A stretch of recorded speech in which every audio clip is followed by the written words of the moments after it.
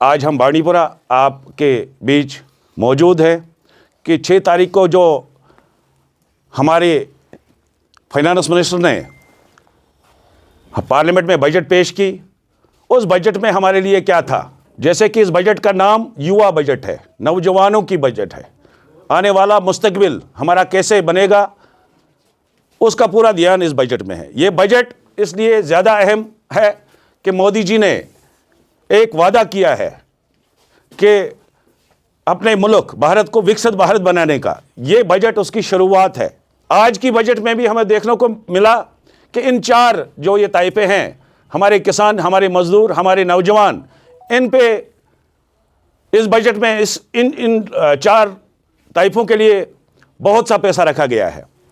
जहाँ तक कि अगर मैं महिलाओं की बात करूँ, पहली बार इस बजट में लखपति दीदी बनाने के लिए पैसा रखा गया। ड्रोन पायलट हमारी माएँ बहनें बने, उसके लिए पैसा रखा गया है।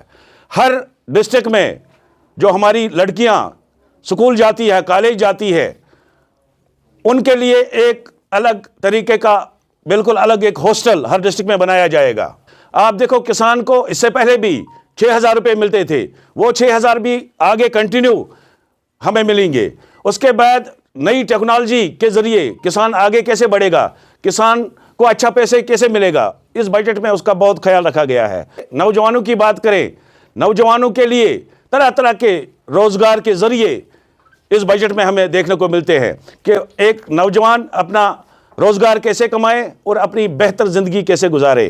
कैंसर पेशेंट को जितनी भी दवाइयाँ लगती है, उन दवाइयों पे जो भी टैक्स है, बिल्कुल कम दाम में वो अब उस मरीज़ को वो दवाइयाँ मिलेगी। आज जम्मू कश्मीर की बात करूँ, जो पिछली बजट हमें मिली थी, उससे 2,000 करोड़ ज़्यादा हमें पैसा मिला है। और ये पैसा वो पैसा है जो बड़े प्रोजेक्ट यहाँ चलते हैं, जैसे कि यहाँ रेलवे का होता है, जैसे कि यहाँ नेशनल हाईवे के रोड होते हैं, जैसे कि यहाँ बड़ी बड़ी टनलें बनती है, यहाँ पावर हाउस होता है, यहाँ सेंटर की जो स्कीमें यहाँ चलती है, उनके बगैर ये पैसा हमारे जो यहाँ के चीफ मिनिस्टर साहब है, उन्होंने भी बजट पेश लाई।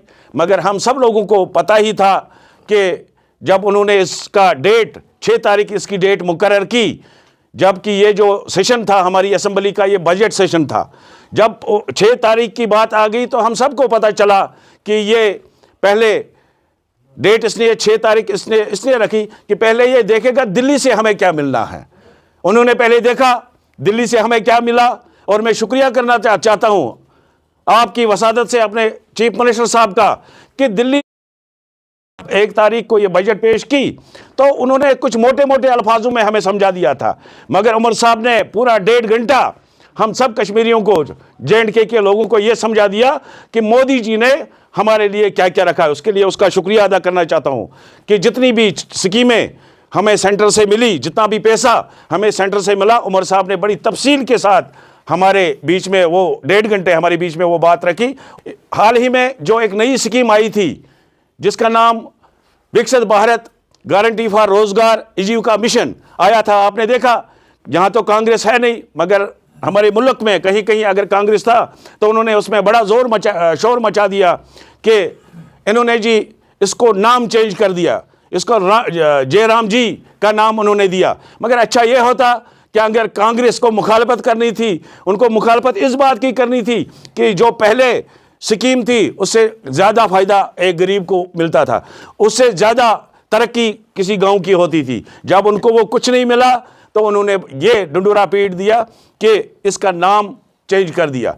मेरे कहने का मतलब है कि ये जो बजट है ये आने वाले मुस्तकबिल की बजट है, और कश्मीर के लिए मोदी जी ने हर वक्त बोला है कि मेरा जो दिल है कश्मीर के लिए जम्मू बिल्कुल खुला है। कि उन्होंने एक डंडोरा पीटा था इन मंत्रियों ने कि इस बार डेली वेजरों को मुस्तकबिल किया जाएगा। इस बार कुछ हर एक को उम्मीद थी कि कुछ ना कुछ हमें मिलेगा, मगर जब वो बजट पेश हुई मायूसी के सिवा हमें कुछ नहीं मिला। हाँ, एक चीज़ उसने ज़रूर कर दी, पेट्रोल और डीजल के जो दाम है वो बढ़ा दिए उन्होंने। वो बोलते हैं एक तीर से 100 शिकार करना, जब पेट्रोल का दाम बढ़ता है, डीजल का दाम बढ़ता है, हर चीज़ का दाम जो है वो ऑटोमेटिक बढ़ता है। वो इन्होंने सौगात हमें दी, मगर जो हमें उम्मीदें थी, अगर इन्होंने कुछ किया होता है इस अपनी बजट में रखा होता। आज इनको हर साइड से ताने सुनने पड़ती है कि आपने वादा किया था 1 लाख नौकरी का, आपने वादा किया था 12 सिलेंडर गैस का, आपने वादा किया 200 यूनिट बिजली का। अगर इन्होंने कुछ देना था तो ये इन कुछ चीज़ों में से कोई ना कोई काम ये करते जिससे लोगों के मुंह दिखाने के लायक के रहते। इसलिए मोदी जी हर वक्त हमारा ध्यान रखता है, खासकर जम्मू कश्मीर का ध्यान रखता है। आप देखो मोदी जी के दिल में कश्मीर बसता है।